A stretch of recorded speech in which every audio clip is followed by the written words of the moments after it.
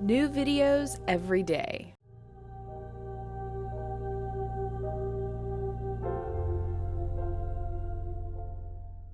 Hi, Dr. Vince Bellonzi here. I want to find out how good your balance is. So we're going to do a balance test. You're going to do a balance test. And I want you to refer back to this and see if you get any better. One of the biggest problems in our society is, especially people as they get older, they tend to not be able to balance. And it's a very, very serious problem when an elderly person falls, especially breaks their hip or something. It can be the end of their life.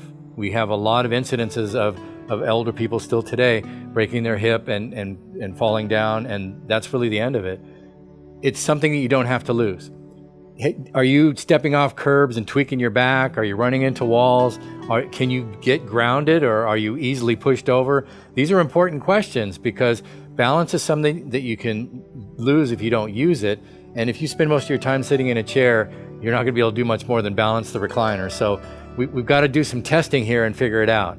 So I'm going to show you 3 different ways to test your balance, and here's the first one. So the first test, what we want to do first of all is see, when you're able to use all of your senses, how good is your balance. So the easiest way to test that is just have you stand up on one leg. So we're going to have Karina do that, and we're going to see how long she can stay up on one leg.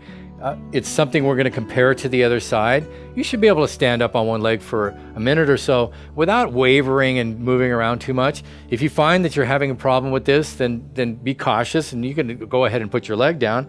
But this looks pretty good. She's not moving around too much. I don't want you to touch your legs together. I want you to really depend on that one leg, and that's fine. So go ahead and put that leg down. Now we're going to lift the other leg up and we're going to compare. Let's see if you're more stable here or less stable.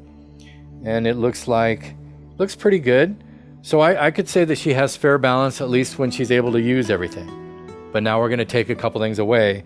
Again, the one that you're wavering more on, that's the side to work on more. And we'll talk about advancing it from there. But this is the start. So the first test is to see, can you actually stand up one leg and not fall over? All right? So go ahead and put your leg down. Okay, so you have actually 3 ways to create balance. First of all, you have something called proprioception. That's the feedback or the information coming from your foot. You want to listen to the muscles and the Golgi tendon. You've got all this feedback. You want to listen to it to keep you up. You also have your eyesight.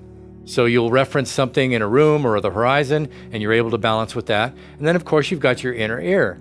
So what I want to find out is, in Karina and in you, what's the predominant sense? And then what do we have to work on? So if you're doing this at home, you either need a friend, like me standing here, or I need you to have a chair nearby, or you can just stand near a wall, because what I want you to do is have a reference point. We're going to have you close your eyes. So get set up so that you have something you can touch, because if I close my eyes and I can touch the wall, I can often regain my balance. So we're going to check with Karina. I'm going to let you use me, okay?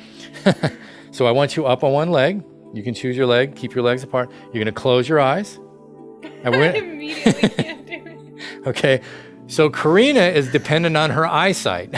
Not a bad thing, but she's too dependent on it, because if I take it away, she can't stand up. I'm actually helping her stay.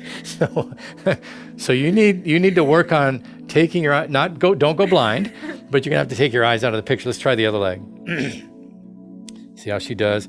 Okay, so she's really dependent on her eyesight. And if you're doing the same thing as Karina, if you're toppling over, okay, I need you to do some blind type exercises, and we're gonna have to get you listening to your feet again, as I need her to, and see if her inner ear is a problem as well. But that's the second test, because again, we took one sense away, and we're gonna see how you do and how she does.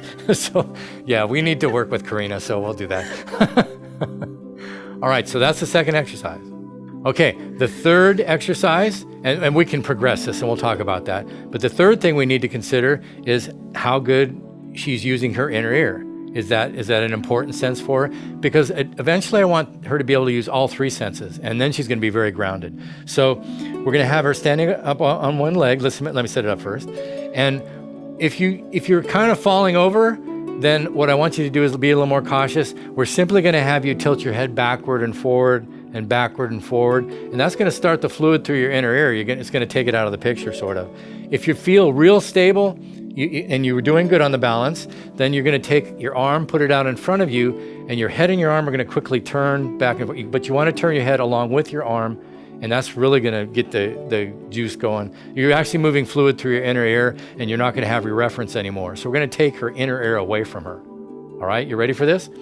So now, now let's start with the easy one. So you're up on one leg. You're going to tilt your head backward. You're going to come forward. You're going to go backward. You're going to come forward. Okay, she's a little wavering, but I would say she predominantly uses her eyesight, because if I take her inner ear out of it, she still has her eyesight and she's okay. So let's try the other leg. Okay, again, back, tilt your head back, come forward, go way back and come way forward. There we go. We're going to get that fluid moving. Okay, so she's an eyesight person, because if I take her inner ear out, she's still okay. So let's try the other one. I'm going to actually move away from you. Know that I'm here. Okay. Start to fall. But up on one leg, put your arm out in front of you. Doesn't matter which arm. Just don't whack me. Okay. So you're going to look at only your middle finger, nothing else in the room. You're not allowed to focus on the room. And you're going to move your arm out this way and your head at the same time. Okay. She does use her inner a little bit. It's nice to know that. It is actually a good sign that if we take it away, she has a little trouble. Maybe you should Yeah, do the other yeah. Let's arm. try the other arm. Yeah. So make sure you're turning your head. Well, again, we want to get that fluid moving. So she has a couple things to work on, and you probably found the same. So what we want to do is practice that. Practice on the weaker leg, right? And wherever you were really moving the most, that's what I want you to work on. And then eventually, if you put your eyesight and your inner ear and your proprioception together, you become very stable.